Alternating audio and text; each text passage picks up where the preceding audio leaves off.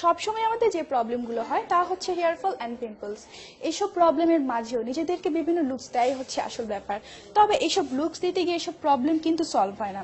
আজ আমরা চেষ্টা করবো আমাদের অনুষ্ঠানের মাধ্যমে প্রবলেমগুলো সলভ করার, এবং আজ আমাদের সাথে আছে মল্লিকা জোয়ারদার। চলুন তার কাছে যাই। হ্যালো ভিউয়ার্স, আমি মল্লিকা জোয়ারদার।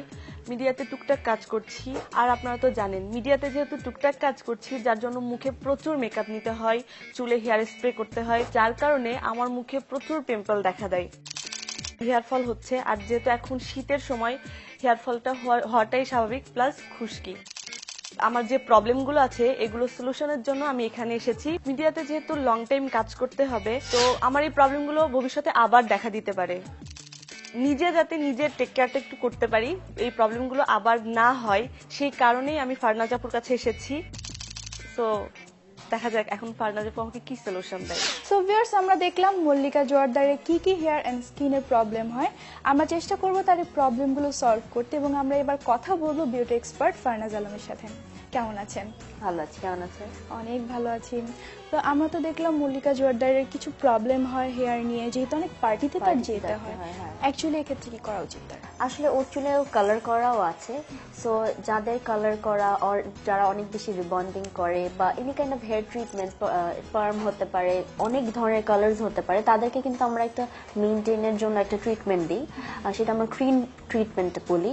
সেই ট্রিটমেন্টটা যেটা করে সেটা হচ্ছে আমাদের হেয়ারটাকে, আমাদের যে কালার্সগুলো ইউজ করা হয় সেটা রাফ করে দেয়।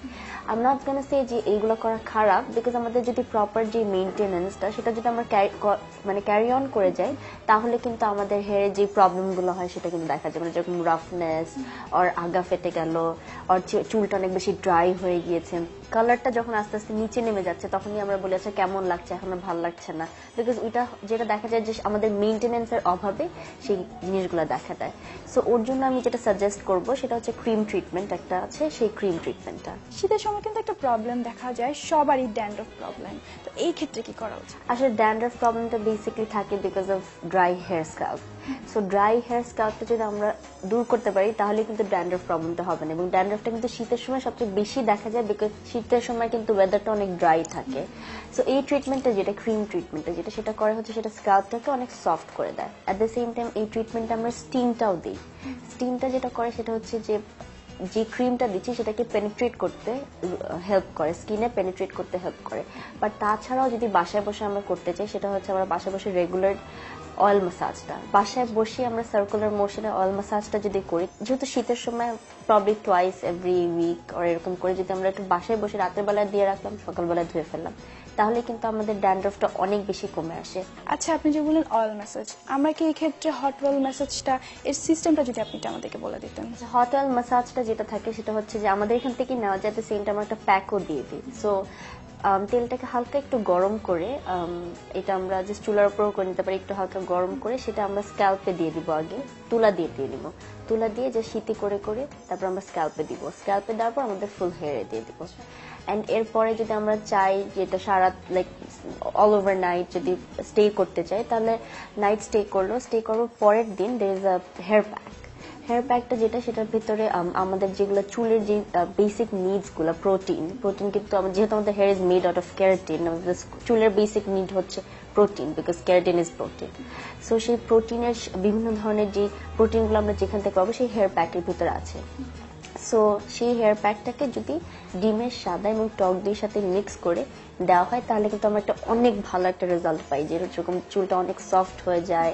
তারপরে অনেকে দেখা যায় যে রুটসটা অনেক ফাটা ফাটা থাকে, যে সেটার সমস্যাটা দূর হয়ে যায়।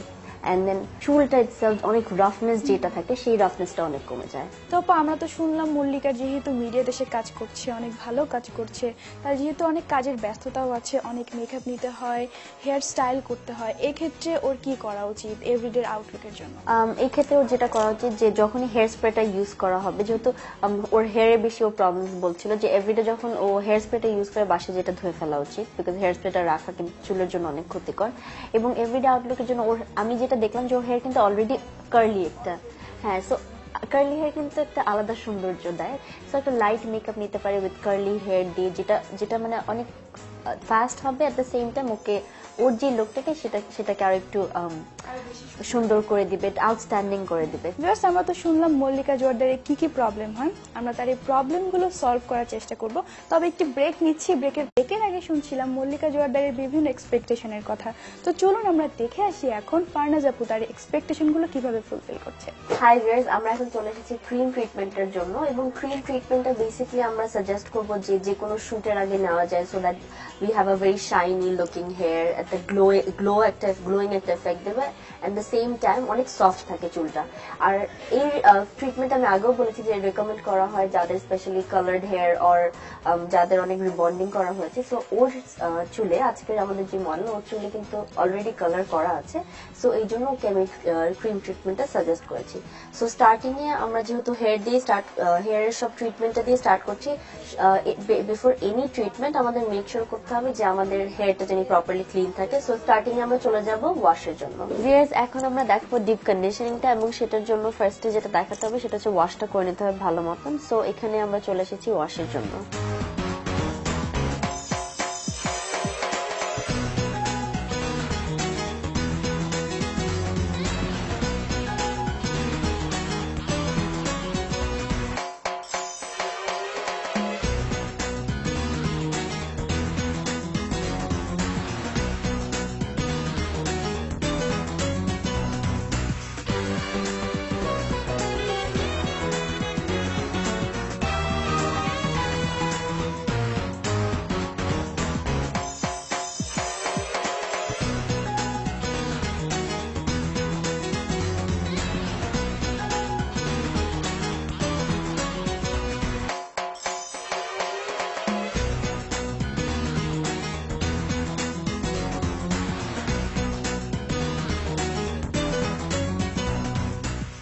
শ্যাম্পু ওয়াশটা হয়ে গেল, আমরা কোনো কন্ডিশনার ইউজ করিনি বিকজ এটা অলরেডি ডিপ কন্ডিশনিং একটা ট্রিটমেন্ট, যেটা আমরা আরেকটা ওয়ার্ডসে বলতে পারি ক্রিম ট্রিটমেন্ট। সো এই জন্য এটার জন্য কন্ডিশনারটা ইউজ করতে হবে না। আমরা এখন ভালোভাবে ওয়াশটা করে নিয়েছি, যেটা এই ট্রিটমেন্টের জন্য অনেক ইম্পর্টেন্ট।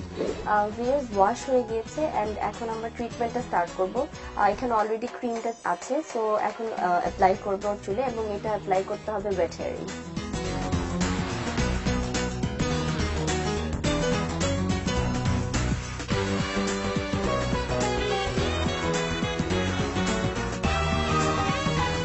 এটার অ্যাপ্লিকেশনটা পুরো ফুল হেয়ার দেওয়াটা খুব জরুরি। এটা গোড়ায় না দিলেও চলবে বিকজ এটা হেয়ার ট্রিটমেন্ট। সো এটা মেক শিওর করতে হবে যে পুরো যেন এভরি কর্নার অফ দ্য হেয়ারে আমাদের লাগে, স্পেশালি গোড়া থেকে আগা পর্যন্ত।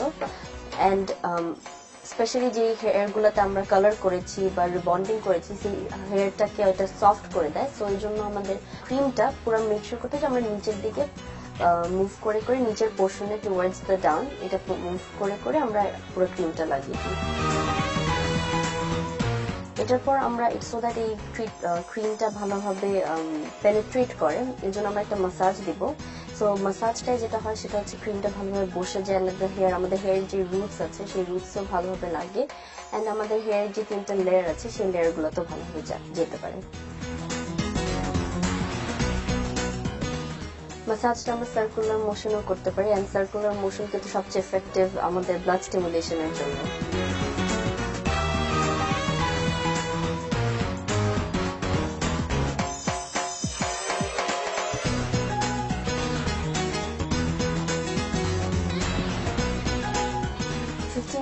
মতন আমরা এটা মাসাজ করে নিব, and after 15 minutes of massage আমরা এটা ভালোভাবে বেঁধে দিব, বেঁধে দিয়ে আমরা স্টিমটা শুরু করব।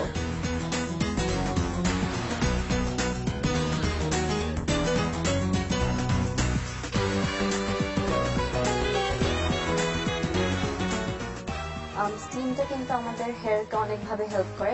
ফার্স্ট অফ অল এটা সফট করে দেয় আমাদের হেয়ারটাকে, এন্ড সেকেন্ড অফ অল এটা যেটা করে সেটা হচ্ছে আমাদের হেয়ার যে রুটসটা আছে এবং যে লেয়ারসটা আছে 3টা লেয়ার, সেই 3টা লেয়ারে আমাদের এই ক্রিমটাকে পেনিট্রেট করতে হেল্প করে। সো স্টিমটা আমরা 5 মিনিটের মতন রাখবো, রেখে আমরা ওয়াশ করে ফেলবো।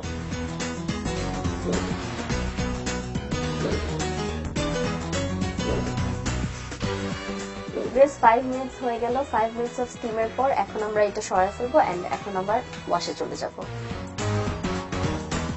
এবারের ওয়াশটা একটু ডিফারেন্টলি হবে বিকজ এবার আমরা কিন্তু শ্যাম্পু দিব না, এবার আমরা জাস্ট খালি ওয়াশ করে ক্রিমটা সরিয়ে দিব। ভিউয়ার্স আমরা এখন ওয়াশে চলে এসেছি এবং আমরা সোজা ওয়াশে চলে যাব। এন্ড ওয়াশটা যেটা হবে সেটা হচ্ছে শুধু পানি দিয়ে হবে, কোনো শ্যাম্পু ইউজ করা হবে না এখন, বিকজ আমরা চাবো যে ক্রিমটা ওর লং লাস্টিং হোক, এবং যেহেতু লং লাস্টিং এই জন্য আমরা শ্যাম্পু দিয়ে ফুললি রিমুভ করবো না, জাস্ট রিন্স করবো ওয়াটার দিয়ে। এন্ড যেহেতু ক্রিমটা একটু চুলটাকে অনেক সফট করে দেয়, সো আমাদের মেক শিওর করতে হবে যখন আমরা রিন্স করছি ওয়াটার দিয়ে, এটা যেন আমরা খুব ভালোভাবে করি এবং টাইম নিয়ে করি।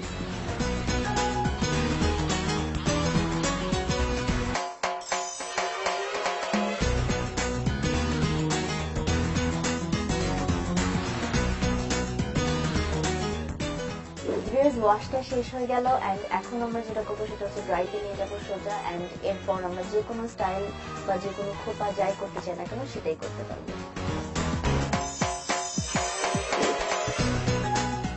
এখন আমরা ভালোভাবে হেয়ারটাকে ড্রাই করতে হবে, এন্ড এটা আমরা ড্রায়ার ইউজ করতে পারি। আমরা অনেকেই মনে করি যে ড্রায়ার কিন্তু আমাদের হেয়ারের জন্য ক্ষতিকর, বাট অ্যাকচুয়ালি কিন্তু চুল ভেজা রাখা আমাদের হেয়ারের জন্য সবচেয়ে বড় ক্ষতিকর।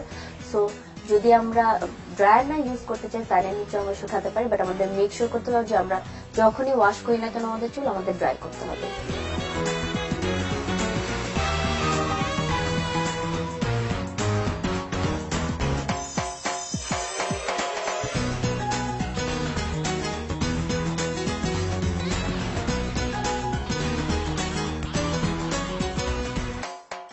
ওর হেয়ার কিন্তু অলরেডি কার্লি ছিল, এন্ড যেহেতু এটা এভরিডে লুকের জন্য, এন্ড আমরা কিন্তু এই ট্রিটমেন্টটা স্পেশালি যাদের আমি আগেও বলেছি যে হেয়ারে অনেক কালার করেছে বা রিবন্ডিং করেছে, সো এই হেয়ার ট্রিটমেন্টের সাথে ও কিন্তু এভরিডে লুকটাও দিতে পারে। সো যেহেতু ওর হেয়ারটা অলরেডি কার্লি, সো হালকা একটু কার্লস করে জাস্ট হেয়ারটাকে একটু পাফি করার জন্য আমি একটু কার্লস করে দিচ্ছি।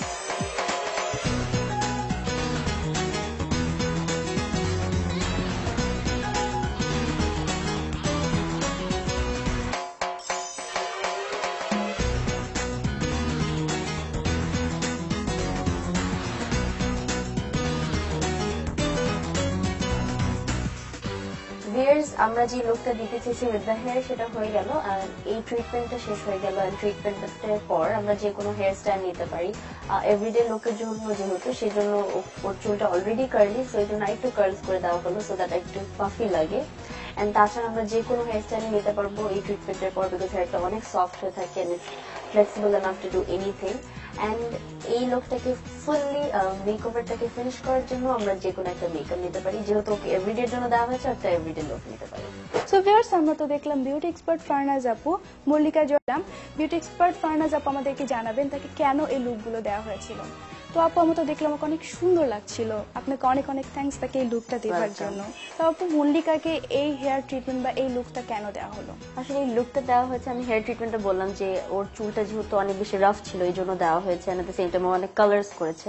বাট এই লুকটা যেটা ও যেটা চেয়েছে যে একটু মানে এভরিডে, যেহেতু she is in the media line, she has to look everyday, so ওর কার্লি হেয়ারের সাথে এভরিডে কোন লুকটা ভালো মানাবে সেই লুকটাই ওকে দেওয়া হচ্ছে। সো দ্যাট অনেকেই চায় কিন্তু যে আমরা তাড়াতাড়ি করে সকালবেলা একটা মেকআপ করে বের হয়ে যাই ইউনিভার্সিটিতে or class or wherever we গো।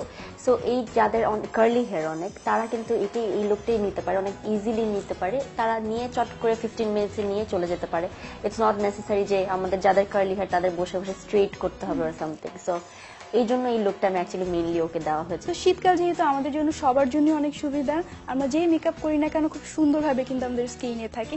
তো অন্যান্য সিজনে এই মেকআপগুলো আসলে কিভাবে নেওয়া উচিত, কিভাবে সব সময় থাকবে? অ্যাকচুয়ালি ওর যদি অয়েলি স্কিন থাকে তাহলে অন্য সময়ের জন্য আমি বলবো আগে একটু পাউডার দিয়ে নিতে, স্পেশালি গরমকালে আগে একটু পাউডার দিয়ে নিতে, দেন ফাউন্ডেশনটা দিতে। গরমকালের জন্য যেটা অনেকের থাকে সেটা হচ্ছে অনেক সোয়েটিং হয়, সো সেই সোয়েটিংটা থেকে প্রিভেন্ট করার জন্য আগে পাউডার দিয়ে নিতে পারে, দেন ফাউন্ডেশনটা দিতে পারে।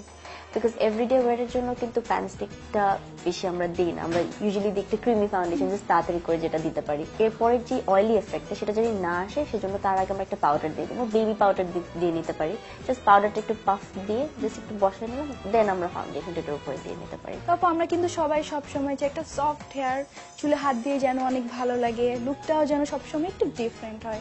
এই ক্ষেত্রে কি কি হেয়ার ট্রিটমেন্ট নেওয়া যেতে পারে বাসায়? আসলে বাসায় যেটা নাম্বার 1 আমাদের যেটা উই ক্যানট লিভ উইদাউট, সেটা হচ্ছে শ্যাম্পুইং।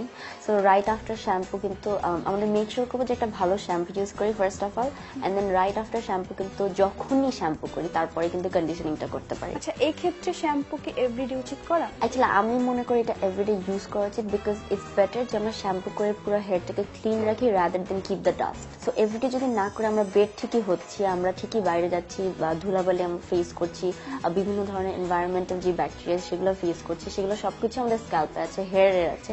তো সেটা যদি আমরা এভরিডে ক্লিন না করি তাহলে কিন্তু এটার একটা এফেক্ট দেখা যায়। যেরকম দেখা যায় যে খুশকি, যেটা তুমি বললে যে খুশকিটা, হ্যাঁ, অনেক ড্যান্ড্রাফটা বেশি হতে থাকে। দ্য সেম টাইম অনেকেরই দেখা যায় যে গোড়া থেকে চুল আস্তে আস্তে পড়ে যায় বা কিছু একটা। সো এইসব প্রবলেমস থেকে দূরে করার জন্য কিন্তু এভরিডে শ্যাম্পুটা মাস্ট। শ্যাম্পুর পর আমরা যেটা করি সেটা হচ্ছে কন্ডিশনিংটা। যদি আমরা রেগুলার কন্ডিশনিংটা করি তাহলে কিন্তু আমাদের চুলটা আরো বেশি সফট থাকে। সো বাসায় বসে আমাদের সবার আগে যেটা করতে পারি কন্ডিশনিং, বাট আমাদের মনে রাখতে হবে conditioning is for the hair only, not for the scalp. And right after conditioner আমরা যাদের অনেক বেশি ড্যান্ড্রাফ হয় তাদেরকে আমি বলি পেঁয়াজের রসটা সেটা যদি স্ক্যাল্পে দিয়ে দিতে পারি সেটা কিন্তু অনেক ভালো। ভিনেগার শ্যাম্পু করার আগে সেটা জাস্ট 10 to 15 মিনিটস রাখলো, রেখে জাস্ট শ্যাম্পু করে ফেললো। অ্যাট দ্য সেম টাইম ভিনেগারও ড্যান্ড্রাফের জন্য অনেক ভালো। সো এটা করতে পারে। অ্যান্ড এভরি 15 ডেজে ওয়ান্স একটু হেয়ার অয়েলটা। আর এই হট অয়েল ম্যাসাজটি করে এক রাত রাখা উচিত নাকি 1-2 ঘন্টা পরে শ্যাম্পু করে দেওয়া উচিত? আসলে এক রাত রাখা যায়, এক রাত রাখলে কোনো প্রবলেম হবে এটা আমি বলবো না, এক রাত রাখা যায়। অ্যান্ড বাট মিনিমাম 1 ঘন্টা যদি আমরা যাই, যদি টাইম না থাকে আর সামথিং, সো 1 ঘন্টা রেখে ওয়াশ করে ফেলতে পারে। থ্যাংকস এ লট আপু। ওয়েলকাম। আজ আমরা আপনার কাছ থেকে বিভিন্ন প্রবলেমের বিভিন্ন সলিউশন শুনলাম। আশা করি এটা হেল্প করেছে ভিউয়ার্সদের স্পেশালি। তো ভিউয়ার্স, আমরা তো শুনলাম হেয়ারের কি কি প্রবলেম হলে কি কি সলিউশন আছে। আশা করছি আপনারা একটু হলেও উপকৃত হয়েছেন আমাদের এই সলিউশন শুনে। আপনারা যদি আপনাদের কোনো প্রবলেমের কথা আমাদেরকে জানাতে চান তাহলে আমাদেরকে চিঠি লিখতে